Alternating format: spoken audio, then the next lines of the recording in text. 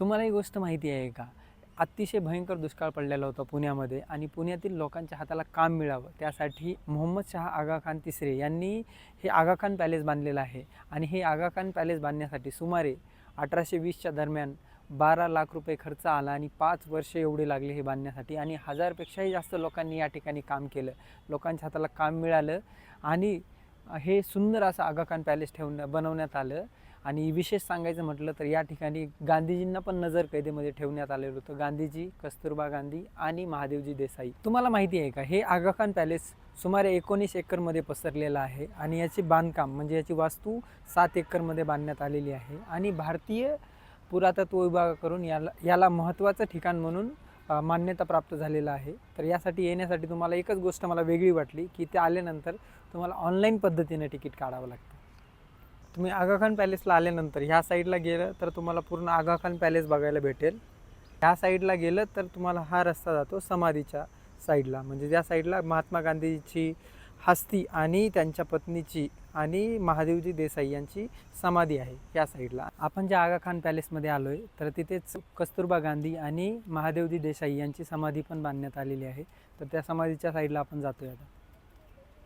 ह्याच ठिकाणी तुम्ही पाहू शकता महात्मा गांधींच्या हस्ती पण ठेवलेल्या आहेत.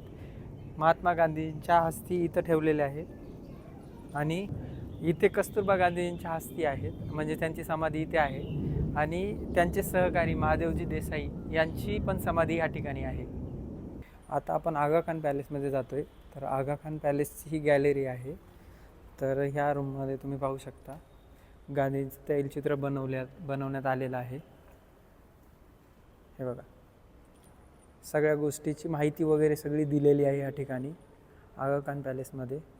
आणि बघा गांधीजींचा इथे एक पुतळा बनवण्यात आलेला आहे. भारत छोडो आंदोलनाचे स्लोगन वगैरे सगळं दिलेले आहेत. क्विट इंडिया मूवमेंट, करो या मरो, डू ऑर डायचा नारा दिलेला महात्मा गांधीजींनी.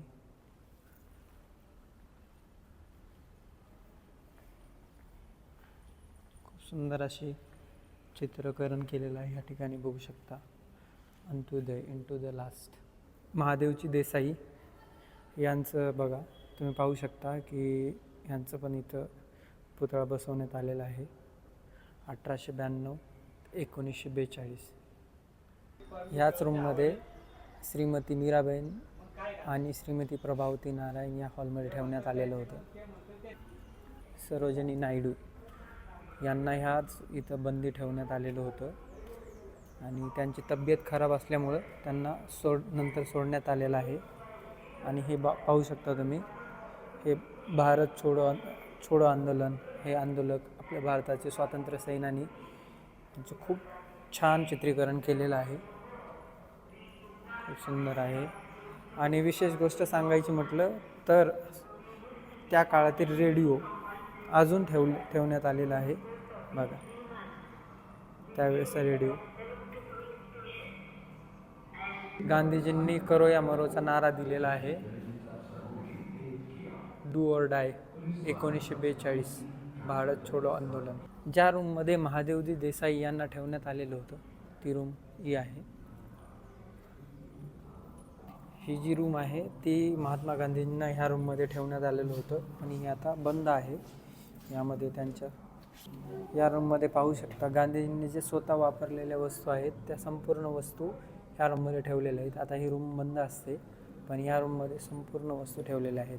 आणि हे खूप सुंदर असं चित्रीकरण केलेलं आहे. शेवटचा श्वास कस्तुरबा गांधीजींनी महात्माजींच्या मांडीवरती घेतलेला आहे. खूप सुंदर चित्रीकरण केलेलं आहे. जी भांडी महात्मा गांधीजींनी वापरलेली आहेत ती भांडी ह्या ठिकाणी ठेवण्यात आलेली आहे. आणि तुम्ही पाहू शकता ही गादी, ज्या गादीवरती महात्मा गांधीजी बसलेले होते ते संपूर्ण या ठिकाणी अवेलेबल आहेत गोष्टी.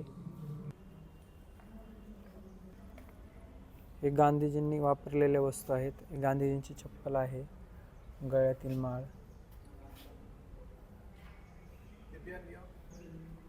कस्तुरबा गांधीजी.